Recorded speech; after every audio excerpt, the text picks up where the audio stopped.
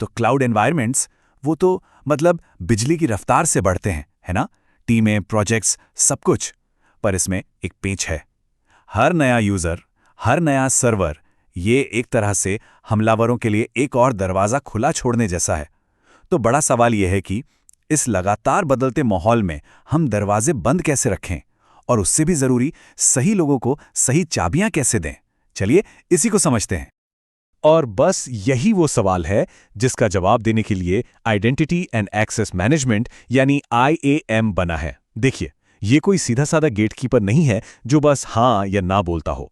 इसे एक बहुत ही इंटेलिजेंट सिस्टम समझिए। इसका पूरा काम ही यही है कि सही लोगों को सही वजहों से ठीक उतना ही एक्सेस मिले जितने की जरूरत है, एक परमिशन भी ज्यादा नहीं। तो इस प्रॉब्लम को सॉल्व करने का सबसे आम, सबसे क्लासिक तरीका क्या है? वो है रोल्स यानी भूमिकाएं। तो चलिए देखते हैं कि एक्सेस कंट्रोल का ये ट्रेडिशनल मॉडल आखिर काम कैसे करता है। RBAC यानी रोल बेस्ड एक्सेस कंट्रोल एकदम सीधा साधा है।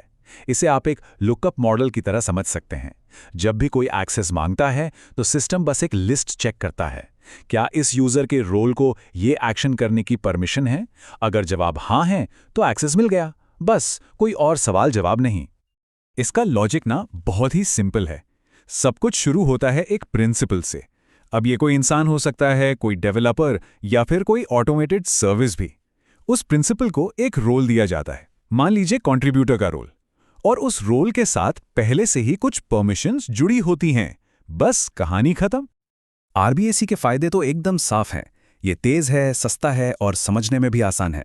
लेकिन इसकी एक बहुत बड़ी कमजोरी है, जिसे कहते हैं रोल एक्सप्लोजन। होता क्या है कि जैसे जैसे टीमें और प्रोजेक्ट्स बढ़ते हैं, हर छोटे मोटे काम के लिए नए नए रोल्स बनाने पड़ते हैं, और देखते ही देखते आपके पास हजारों एक जैसे रोल्स का ढेर लग जाता है, जिन्हें मैनेज करना सच में एक बुरे सपने जैसा हो जाता है। तो अगर सिर्फ रोल से काम नहीं चल रहा तो फिर जवाब क्या है? जवाब है कॉन्टेक्स्ट यानी संदर्भ। और यहीं पे हमारा दूसरा मॉडल आता है, एट्रीब्यूट्स। ये एक्सेस कंट्रोल का एक कहीं ज्यादा डायनामिक और स्मार्ट तरीका है। ABAC यानी एट्रीब्यूट बेस्ड एक्सेस कंट्रोल किसी बनी बनाई लिस्ट को नहीं देखता। ये मौके पर रियल टाइम में फैसला लेता है। ये यूजर, रिसोर्स और यहां तक कि एनवायरनमेंट, जैसे कि समय क्या है या लोकेशन क्या है, इन सब के लाइव एट्रीब्यूट्स को देखता है और फिर तय करता है कि एक्सेस देना है या नहीं। ABAC ना एक जासूस की तरह काम करता है, जो एक साथ कई सुरागों को जोड़ता है। ये सब्जेक्ट के बारे में पूछता है, अच्छा क्या ये फाइनेंस डिपार्टमेंट से है, क्या MFA ऑन है। फिर ये रिसोर्स को देखता है, क्या इस डेटा पर PII का टैग लगा है, मतलब क्या ये पर्सनल जानकारी है।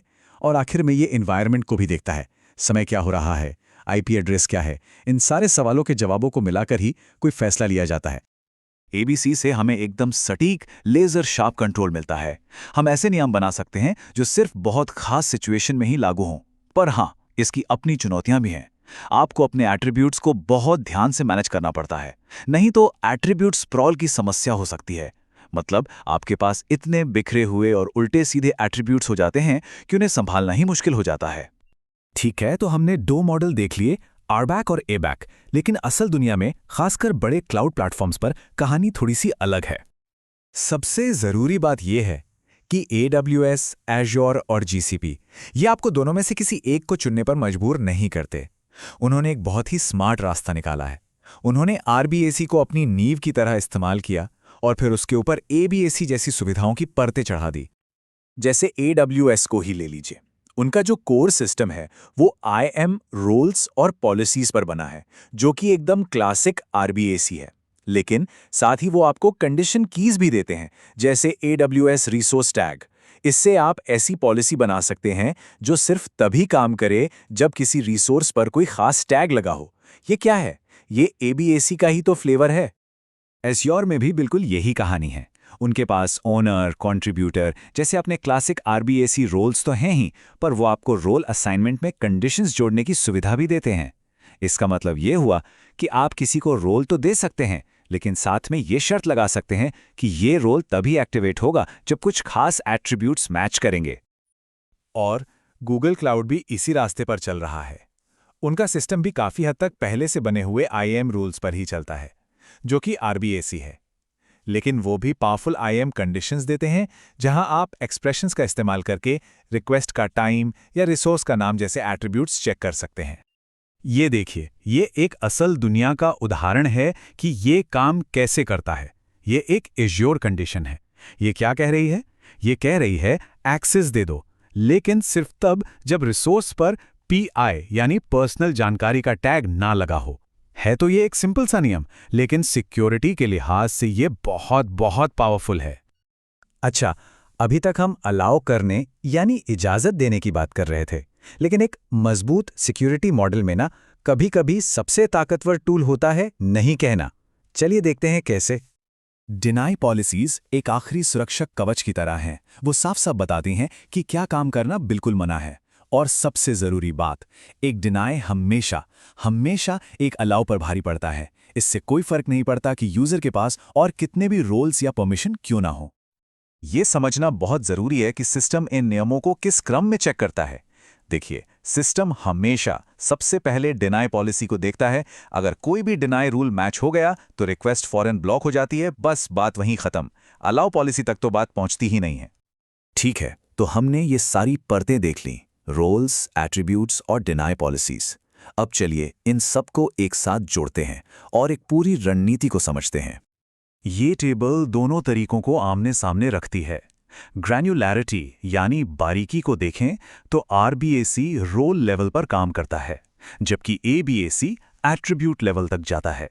स्केलेबिलिटी की बात करें तो RBAC में रोल एक्सप्लोजन हो जाता है, जबकि ABAC आसानी से स्केल करता है।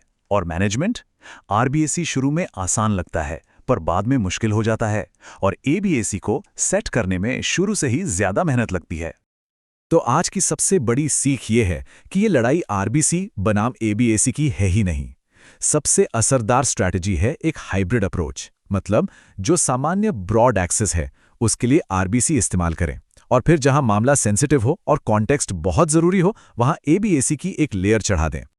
तो आखिर में एक सवाल सोचना बनता है, अगर किसी का एक्सेस कंट्रोल पूरी तरह से सिर्फ रोल्स पर टिका है, तो वो कौन सा जरूरी कॉन्टेक्स्ट है जो छूट रहा है? वो कौन से डायनामिक फैक्टर्स हैं जिन्हें सिस्टम देख ही नहीं पा रहा? और क्या ये चीज सिक्योरिटी में एक खतरनाक गैप छोड़ रही है? ये एक बहुत जरूरी सवाल है जिस पर सोचना चाहिए।